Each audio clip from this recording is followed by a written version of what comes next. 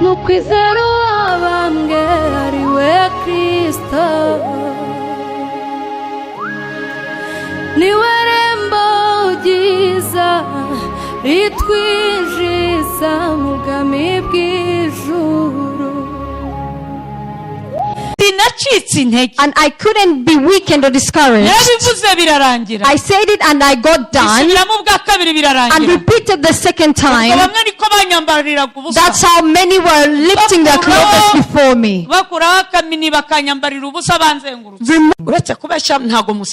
Don't you think you're sleeping as well? How can God come to you? How can He come to you when they always kiss you? Let's tell each other the truth. If your dreams is not separated from prostitutes and not different from those of sorcerers, my evangelism had stopped because of battles. It said, like, when you serve God and you have no battles, you will be like an enemy in heaven. I thank the Lord that has moved me from far. And I told you young men and you young ladies, your parents are crying many tears. They are regretting the reason why they gave birth to you. The country is disgraced to call you theirs because of your fornication, because of your adultery, because of your nakedness. And a blessing is a very important thing. A blessing is different from luck. The sorcerers have luck. The prostitutes stumble upon luck. Great burdens. We have prophets in this country that before, if God will reveal himself, they would all come down. They will all come down. We always like things we don't know. Say, put me a hot chocolate. How are you all? How are you all? May the Lord be praised. My name is RIziki Chantal. I'm a Christian. I like praying.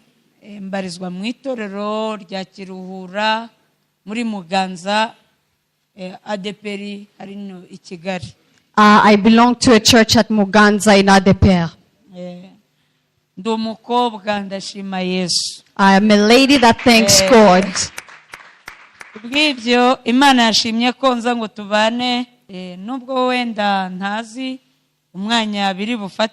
So now is the time I feel like I've given myself to God, because I have a calling of what God has spoken. Hallelujah. And for that, testimonies are many. We speak of where God moves people from, for those in trials to not think God hates them, or maybe that it's only you that is fighting those battles. Another thing is in order for people to not have excuses in a way of serving God. The ways of bad life to be excuses for you not serving God. God is not served by those that are wealthy, only the prominent. In all levels, we are required to serve the Lord. Elijah was serving him before he was even having good clothes. And even the Bible shows it. He was wearing almost nothing, but he was serving even in the kings. And the clothes were there. And the clothes existed.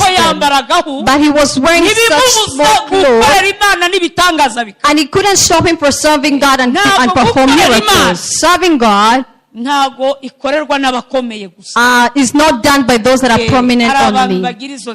There are people that have such kind of excuse. For that, I thank the Lord that has moved me from far. Where I was born is at Gisenyi.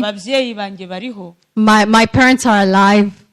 bigaragara barifashije. They are also, they can provide for themselves. Ntabwo byambujije kubaho nabi. But it didn't stop him from living a bad life. Iyo Imana igushaka, when God wants you, ntabwo ikangwa naho uvuye. He doesn't care where you come from. Yohana Umubatiza, John, abyarwa na Zakariya na nyina Elizabeti. Zakariya ari umutambyi, Elizabeth ari umuhanuzi. Was born from Zachariah and Elizabeth. Kubw'ibyo, and for that, ntabwo byabujije Yohana kuvuka mu buryo bw'igitangaza. It didn't stop John from being born in a miraculous way. But the Bible says that child was growing. He was growing into the wilderness, kingdom of the Lord. Ndabizi ko mwabwiwe byinshi. I know you've been told many things about the kingdom of this world, about promises of USA and Europe and other places. But all there is on earth, all the trials and tribulations are there. All the trials are there. The singer sang that only in heaven is at the home of those that believe. The second thing, my evangelism had stopped because of battles. I once preached and said, if you serve God and you don't have battles, you will be like an enemy in heaven. I once preached, I was teaching about a goat and lamb in 2018. It said, like, when you serve God and you have no battles, you will be like an enemy in heaven. The thing that shows someone who prays God is that the devil is against them. You can never have peace. Only the kind of peace that Jesus gives. But the visible things, that person can never have peace. Read from Genesis. From all the prophets that existed, they had no peace. Even Isaiah, who prophesied about good things, they died when they were having cut. Even Jesus, the Son of the Lord, was killed. The disciples like Paul did miracles. Those died in prison. No one goes on the journey to heaven that can have peace. Praise the Lord. If you see the enemy not against you, have fear and ask yourself the reason why it doesn't fight you, the reason why it doesn't destroy your things. Please be careful with that. Amen. Amen. Yes, Hashim. Praise the Lord. Hallelujah. People have known me about many testimonies on a testimony about nightclubs. In 2012, where God used me there and it was burnt. That was a sign He was giving me that I have a gift of spirit.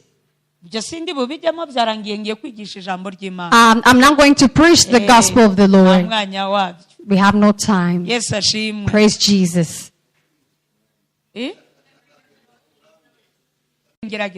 I will try. But it's only that I'm going to speak. We are now going to enter into the word. Amen. Praise Jesus. After I got saved, I got baptized in 2 lives the next week. God could take all my mind and I go preach. And whenever I could preach, they would say, you've been doing this for long. And even when you're promising, you miss anointing. Then in ADPR, many evangelists could not go to the pulpit without being filled. And even me, the things I prayed for, the first thing was about the Holy Spirit. I prayed for that request. And God could tell me, I've given you that long ago, even when you were still young. I thought I didn't have it because I wasn't shaking like others. I wasn't even being filled like and speak tongues. And for that,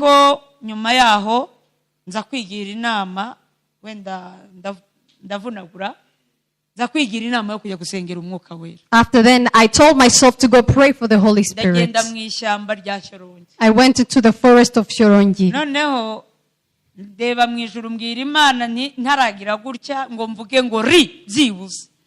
I looked up and said, before I even say Ri, I looked up and said, I won't go home. Maybe I would even die here. And then I prayed. From the first day to the 5th day, the request was the same, asking for the Holy Spirit. And then it rained at noon, and after the rain was over,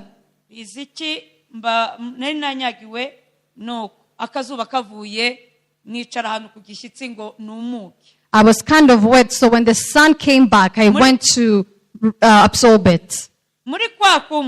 After being wetted, I fell asleep. And after sleeping, I saw someone wearing white clothes. I couldn't see well. And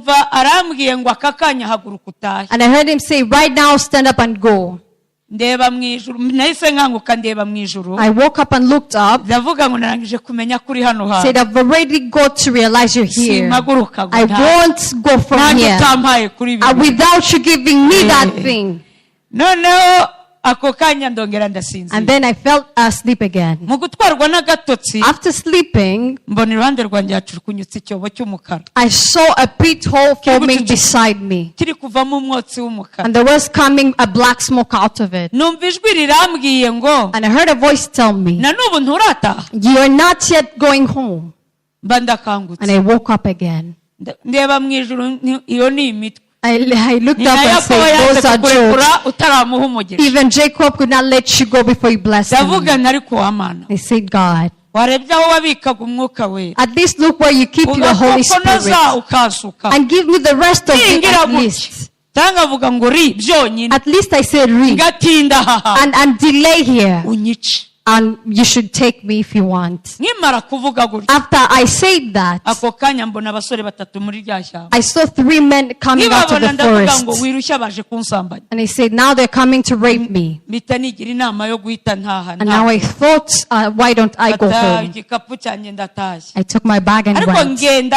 And then I went sad because I couldn't find what I went to look for. When I reached at Nyabugogo, I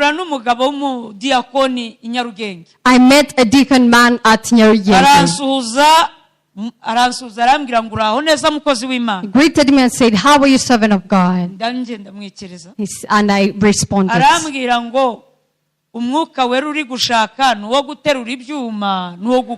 He said, the kind of Holy Spirit is one is to lift big metal. He said, is there someone who's more powerful than you? He said, now you're mocking me. And I said, do you think I'm that powerful? And he told me, people who have good things don't know. He said, if I could get at least half of what you have. He said, you're only just mocking me. And I gave him a check and I went. And in those days, I went to preach at Katiru, at the Kanserege. And that was Friday. Then we had very good times. The servants of God that he had invited did not come, but only those he had invited. But the ones that came were those that have been living a bad life.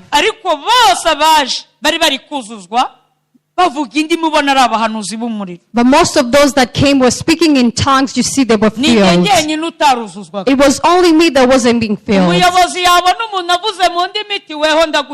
And when the leader could see someone speaking in tongues, like, I give you an hour. And another that is dramatizing, I say, you do 1 hour and a half. And then he told me, you have 5 minutes. And that was me that came early that day. He said, you can't give a time to that is not filled when there are others. Me, I had no problem. They did what they had to. In the evening they told me we have eaten. You can even use 2 minutes. Say that's even too much. You can just greet and go. Then I stood up. They had a pastor that is so spiritually filled. And then I prayed. And after praying in a short prayer, the first person was baptized in the Holy Spirit. When I said hallelujah, another was baptized in spirit. I still remember the word I read that day. I read a part in the Proverbs of a righteous won't be moved. And after explaining that word, that's when I could see people be baptized in spirit. And the pastor asked, how much time did you give this person? He said, it's only 2 minutes. And the pastor said, I'll go to her before she comes off. She was an old man. He said, I have never had this time since before and allow her to have as much time as she wants. When they came to give me more time, I thought it was going to take my mic off. He said, if you delay, I'll take the microphone. And then I prayed and gave her the microphone. People denied for me to go. The pastor said, maybe it's possible she's tired. They put someone to sing 2 songs. And said, bring her back. They even went outside to bring the people. There's someone who's here, when she speaks, people get baptized in spirit. In that evening, people were feeling in the church. And that time, God brought the word. I preached people and they repented. In the rejoicing, we called for a cab to take us back as servants of God. When we entered, one more added on. And the driver said, one should come out. When people are in spirit, they love each other. The Holy Spirit, that's the first sign. We say, take us all. He said, if the police stops me, you're going to pay. We say, you don't have much money than us. And we all had problems in our lives. When people are in spirit, they are so confident. And then he took us. When we reached near Nyabugogo, we met the police people and they pulled us over. One was up the road and another came to us. The one that came to us, when he peered into the car, he saw some being filled. And in that being filled,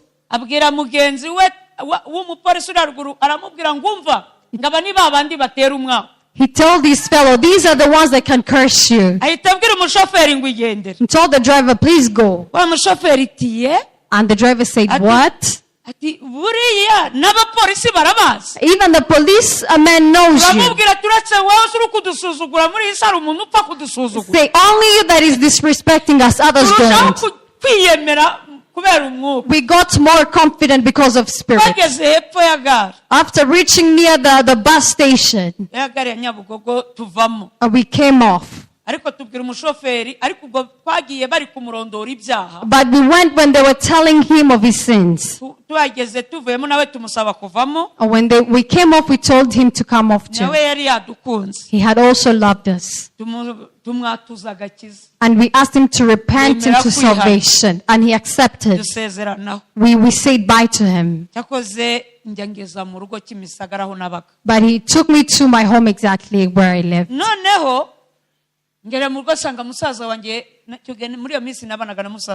Back then I lived with my brother. When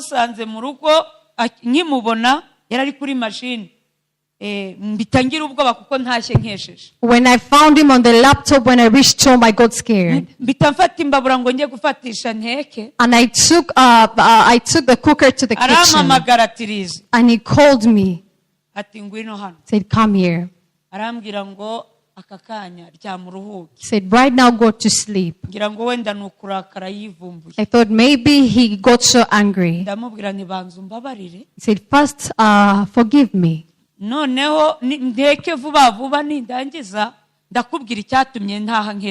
I'll cook quickly and then tell you the reason why I'm late. He said, don't worry. I came early. Today I didn't work. And now I've cooked.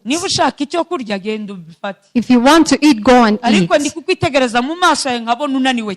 I see you that you're tired. He said, I'm not feeling tired at all. He said, I feel I'm so strong. And he said, now if you have already eaten, give me time to pray. He said, how many times do you sleep here? Go. After he told me, I took my cloth and I took my bag and Bible. I came out of the gate.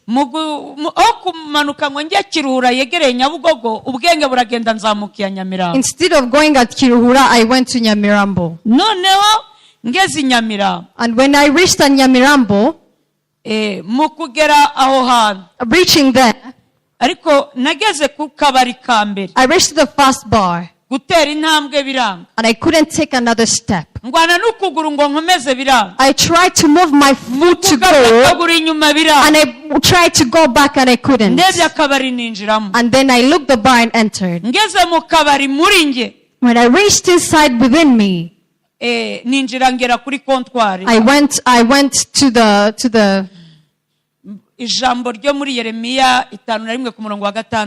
the word in Jeremiah came onto me. It says, flee and come out of Babylon. Everyone save their lives.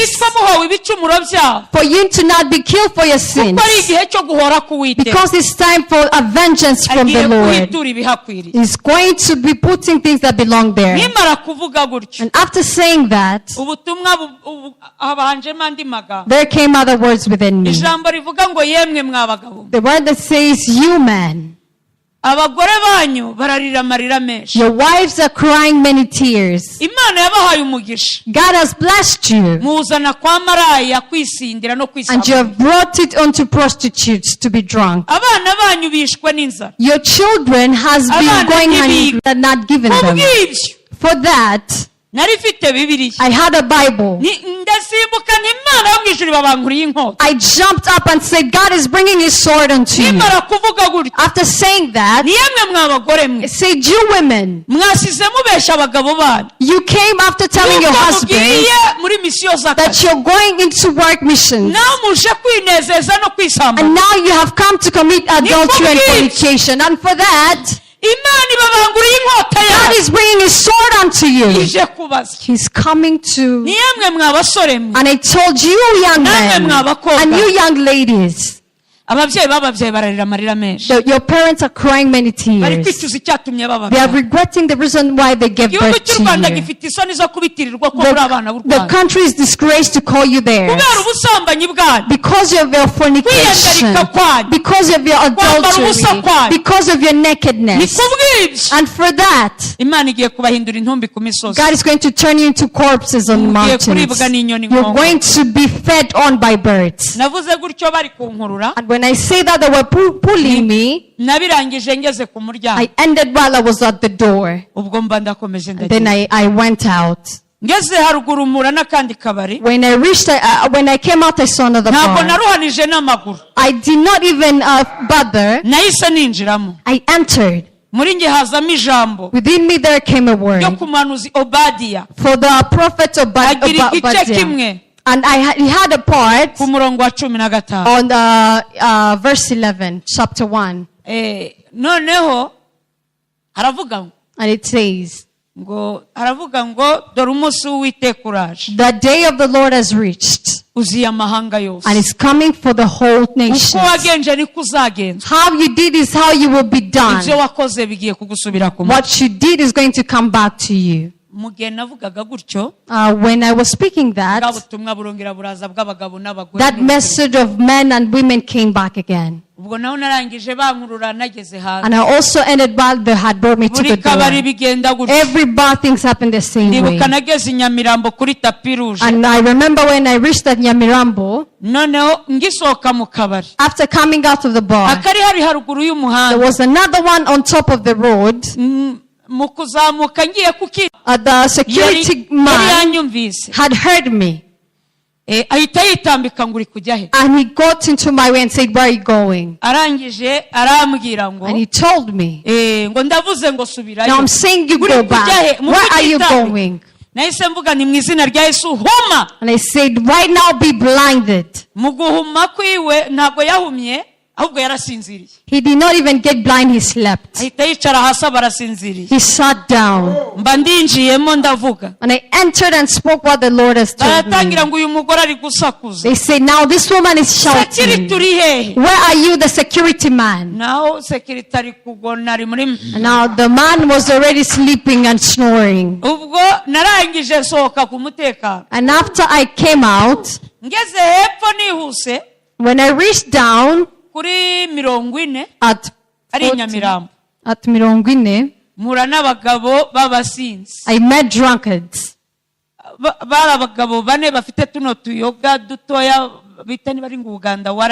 There were men that had these small alcoholic beverages. They were so drunk. When they saw me, they called me, you servant of God. Come and we show you another place that there are bars. And they showed me where the bar are. And I couldn't know the place. It was a bar in a corner. But there was a very big bar within it. I went and spoke and the men waited for me. When I came out, the men told me, come and we show you the place. And then you tell them as well. And they also showed me another place. After reaching, and when I came out, they said, let's show you another one. Say the principal bars we knew, we've shown you. They are now over. Are you strong enough that we take you to Gikondo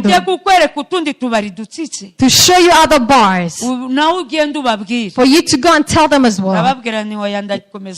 He said, no, I'm going to town. I went to Sky Hotel. And also at Rubangura. I found a police car. When I saw the police, I jumped and said, listen to what the Lord is saying. mvuga ibyari binjemo, and I spoke what was within me. ubutumwa bw'abapolisi nyine n'ubw'abapolisi. And the message of policemen are the narangije same. kubabwira, After telling them, muri nge numva mbaye munini, numva ngize imbaraga. within me I felt so powerful and big. navuye aho nihuta. After that, I got into hurry. nyura rompwe nari ya Sainte Famille. I went to the roundabout to Sainte Famille. mbahurira n'abasirikare bari kuri patrol. And I met the soldiers on patrol. nkibabona mba ndasimbutse nini mwumva ko Uwiteka nyiringabo bavuganye nawe. When I saw them, I jumped and said, listen to what the Lord is saying. babasirikare babona barahagaze. And the soldiers stopped. mu guhagarara, After stopping, muri nge hazamo amagambo n'abababwira atandukanye n'ay'abapolisi. within me there came words that are different from the ones I've spoken. narangije kubabwira, After telling them, nuko ako kanya right then, RIziki ngiye kubona, me, I saw, mbaye munini cyane. abasirikare bahise bakomeza. I felt so big and the soldiers kept on going. mu kuba munini numvaga natera umugeri etaje ikagwa hasi. In me being big, I saw I could kick a tower. imodoka numvaga nayishwanyuza. I could even destroy a car. buriya Imana ifite imbaraga God is so mu powerful buryo we in a utatekereza. way you can never think of. noneho ingendo yanjye yahise ihinduka. And my way of walking changed. ubwo nagiye meze nk'umuntu uri gusimbuka nguruka. I went like someone jumping and flying. muri kwa gusimbuka mu kanya gato nari In a few minutes I was at the nightclub. ngihagera mbasanga indaya nyinshi. I found a lot of prostitutes. abamotari, abaparitse amamodoka bari bahari ku bwinshi. Bikers and those that are parking their cars. nkibabona nanjye After seeing them, ndavuga ni mwese nimwumve say, ndibukubita. all of you hear what the Lord says. bose mbona baranyegereye. And they all came to me. ariko hanini ni indaya zanyegereye. But most of the people were prostitutes. mu kuvuga bamwe baratangira ati aramwaye yabuze umugabo muri ibyo. And after all that, they were all screaming at me, you don't have no husband. sinacitse intege. And I couldn't be weakened or discouraged. yabivuze birarangira. I said it and I got done isubiramo bwa kabiri and birarangira. repeated the second time. bamwe niko banyambariraga ubusa. That's how many were lifting their clothes before me. bakuraho akamini bakanyambarira ubusa banzengurutse. Remove their clothes and surround me.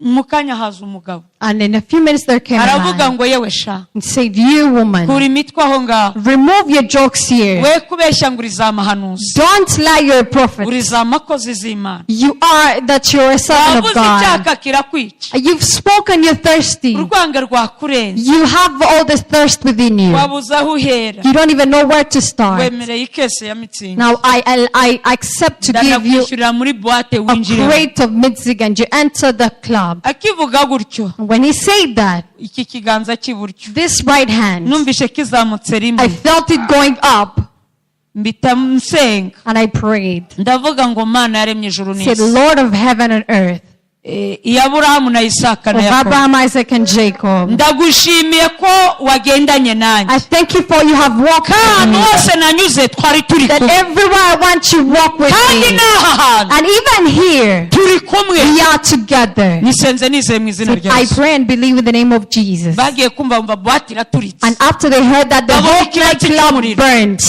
babona haragurumanye. They saw signs of fire abantu that bose was ati wa burning. mugore ni And umuhanuzi. people say, that woman is a abavuga prophet. ngo aramwaye abuze And umugabo. others that were mocking bose me, imvugo ihita ihinduka. their tongues changed. ngo aramwaye yabuze It umugabo. was saying that you're disgraced, you have no husband. mu kuvuga bambe baravuga ngo wa mugore ni You umuhanuzi. say, that woman is a prophet. wa mugore ni umuhanuzi. The wa woman is mugore a ni umuhanuzi. prophet.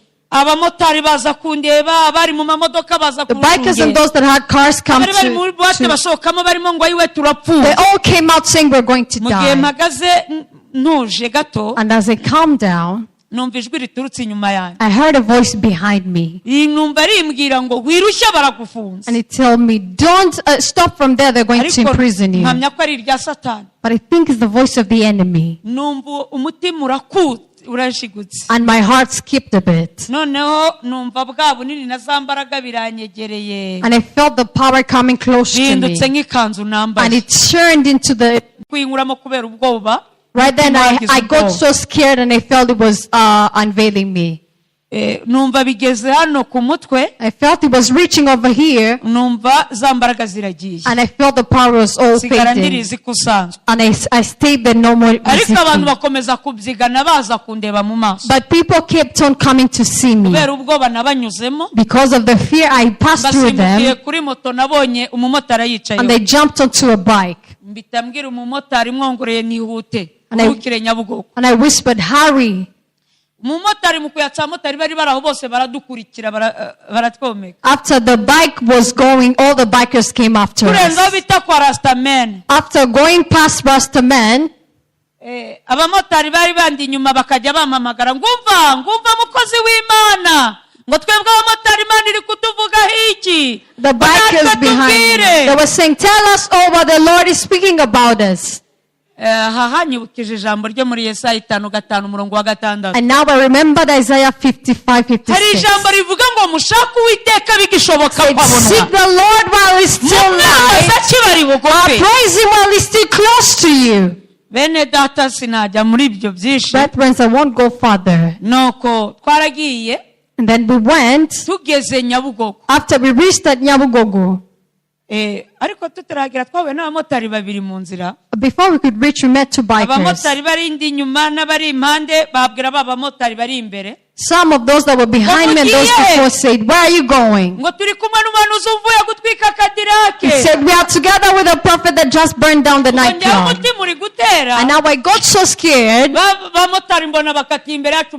I saw the bikers go and follow us. When we reached at Nyabugogo, I told the bike person to stop.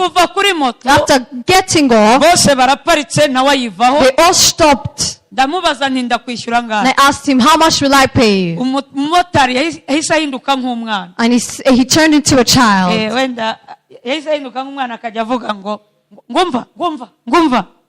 Hari amafaranga yawe mwati ubona yagize ubwoba umva hari amafaranga yawe mwati. He said, ukabona yagize ubwoba bwinshi. And he felt he was so scared. Arangije arambwira ngo wesabira umugisha. He said, you ask of a blessing, just ask of a blessing, ask of a blessing, servant of God. Bene data, servants of God. Umugisha nubwo rikunze kuvugwa mu musengero inshuro nyinshi. Even though blessings are spoken in churches. Bari hagakirira ijambo. Umugisha ni ikintu gikomeye. A blessing is a very important thing. Umugisha utandukanye n'amahirwe. A blessing is different from luck. Amahirwe abapfumu barayatunga. The sorcerers have luck. Indaya zisitara ku mahirwe. The prostitutes stumble upon luck. Ariko umugisha barawukorera. But a blessing is worked for. Umugisha uhabwa n'Imana. You are given a blessing by the Lord. Ikindi umugisha ukurikirana abagukomoka. And also blessing goes to your descendants as well. N'urubyaro rwawe rukurikiranwa n'umugisha. Even your offsprings are followed by blessings. Urugero rwihuse. A very fast example. Even though that's not what brought me. Look at the way Jacob was wrestling with the angel, wanting a word that's called a blessing. He was changed his name. And right now as we speak, there are people that are called the name of Jacob. Look at all the time that's passed. People are called Israel. Depending on one person. That was blessed by the Lord. Amen. Amen. Amen. Amen. A blessing is worked for. You can't just stumble upon it. Let's come back.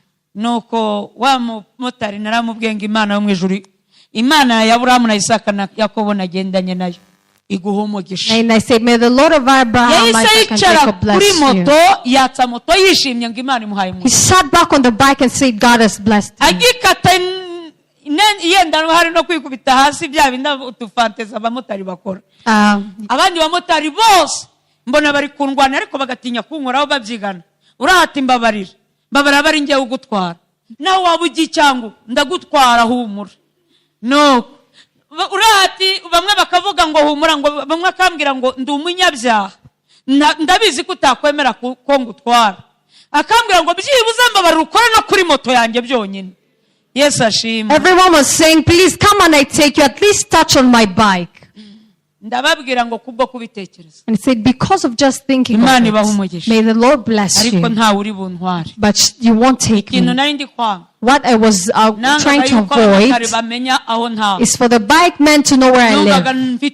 I was so scared. And I went to Gatsata. And the bike men followed me. And they could walk before me and they turned. Some that was following me said, anyone that would touch you. He said, Lord in heaven, where am I going to take these people? After we reached to the bar, I stood at the door. As I spoke, they were crowding the voice over mine. I didn't enter as before. And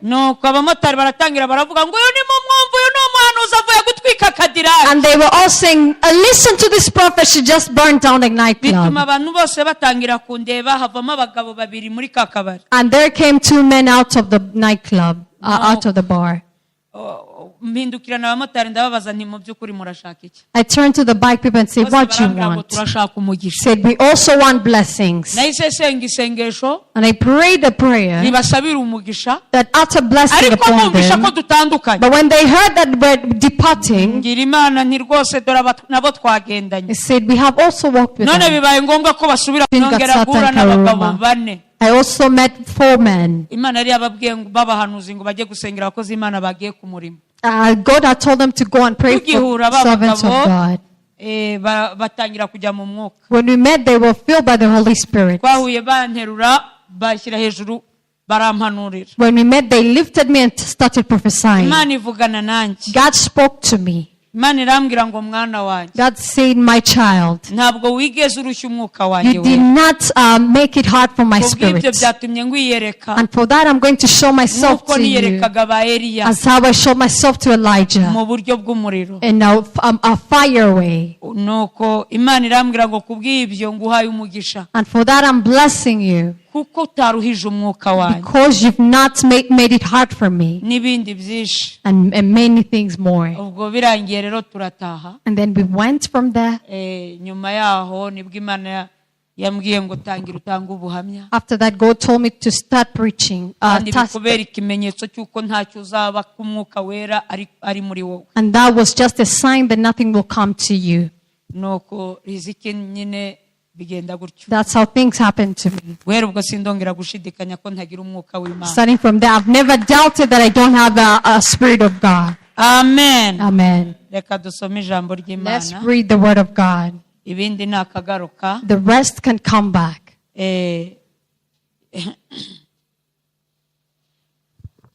Amen. Amen. Hallelujah. Hallelujah.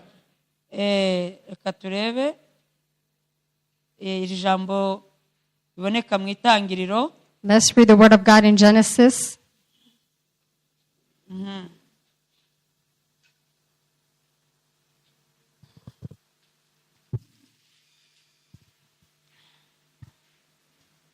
Yego. Turasoma ijambo ryo mu itangiriro ibice 15. We read in Genesis chapter 15. Ku murongo turareba hano ku murongo wa 2. We'll look at verse 2.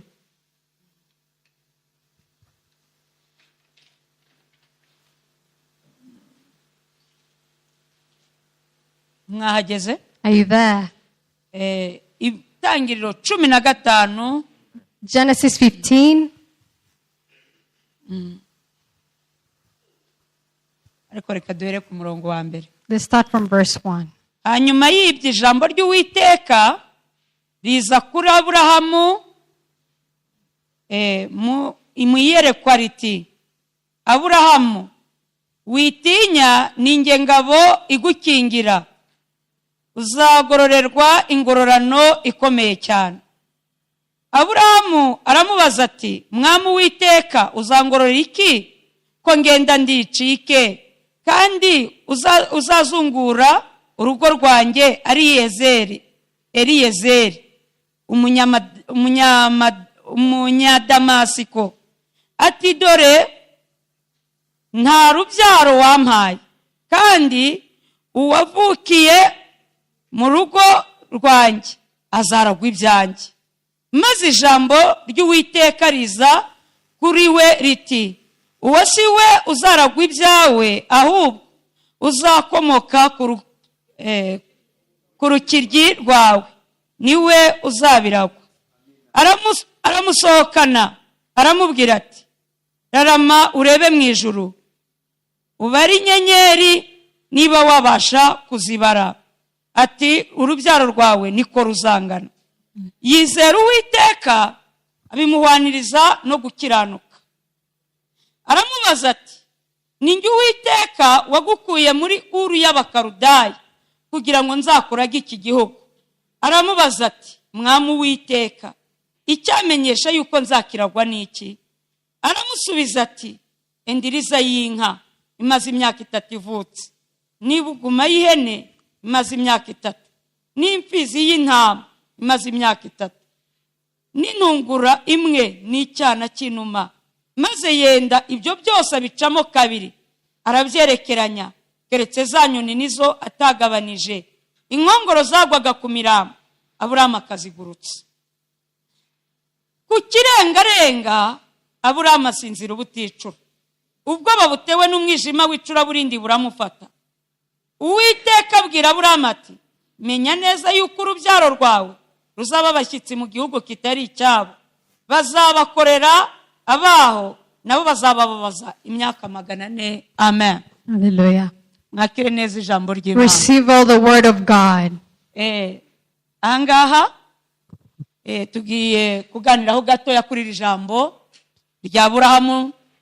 Turi mu gihe abantu bari gucumuzwa n'ibyo bita amasezerano. Here we're going to speak of the Abraham story where people are sinning.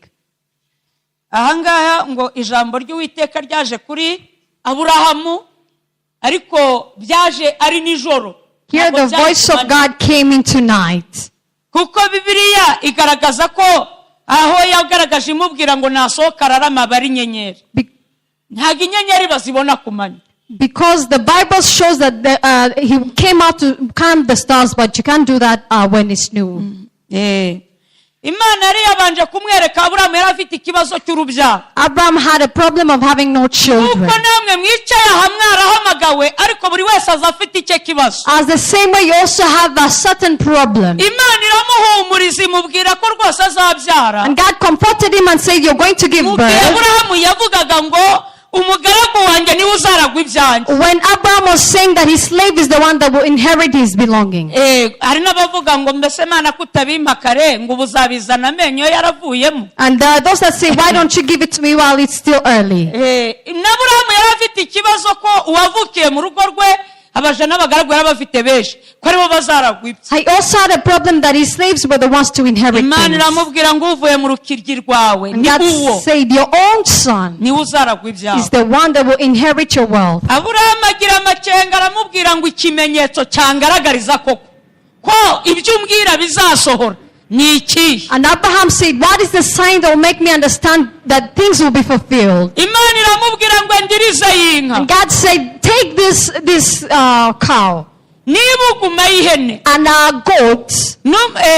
N'umwana w'intama. And also a ram. N'intungura y'inuma. And also a bird. Iramubwira ati fata ubuyobozi ubupasiteri ubushumba. And say, take this leadership. Be a pastor, go into choir. Be a prophet. Go into evangelism.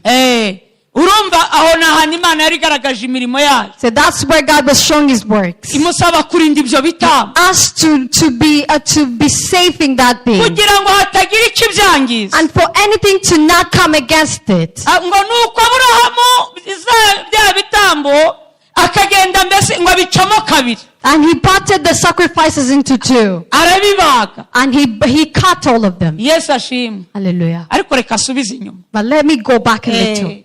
Imana ivugana na Aburahamu aryamye. When God spoke to Abraham while he was sleeping. Asinziriye. While he was still sleeping. His wife did not hear. Sarah did not know he was speaking to the Lord. What I wanted to say is salvation is individual. Hallelujah. God did not speak to Abraham and Sarah heard the conversation they had. In that village there were other men. You might be saved in your neighborhood and you have friendship and fellowship with heaven and you are able to speak to God and other men cannot hear. But I can ask you, you as our fellow men and women in general, if Abraham could sleep and dream of speaking to God, what do you dream of speaking to? What are your dreams in general? Most people dream of their dead people. The Rwandan person says there's no end to their life. How did you know Jesus? But she's still dreaming of dead people. How do you pray? But you sleep and you dream of committing adultery. People here are and even when you sleep, they dream of dreams of this day. You see someone waking up, you say, and the wife says, what happened? Like someone who has epilepsy. And now you have dreamt while you're at a football match. You are a Christian and you're saved, but you come out just like that. Why do you dream of when you sleep? Only just like, how can Jesus come to you? Let's tell each other the truth. If your dreams is not separated from prostitutes and not different from those of sorcerers, where is your salvation? Hallelujah. Abraham could dream. And God could even tell him, wake up. Don't even think these are jokes. Don't think they're jokes what I'm saying. Come out and look up in the sky. Do you think you can count them? Sarah is still sleeping. Don't you think you're sleeping as well? How can God come to you? How can he come to you when they're always kissing you? How can he talk to you? What would you use as a mouth? Remember Isaiah 6. Uzziah was giving before Isaiah was born, as a prophet that was prophesying to kings. He had a revelation. He saw a very big white cloth. He saw God as well. Do you think he was pleased? He was so frustrated. Said, I've seen calamity because of how I had great burdens. We have prophets in this country that before, if God will reveal himself, they would all come down. They will all come down. Their mouths are dirty. Even their mouths. We always like things we don't know. Say, put me a hot chocolate. If you want to get the strength of this, take your hand and put it on the and now look at how strong it is. At least Isaiah was only the mouth. And now if the angel comes, how can he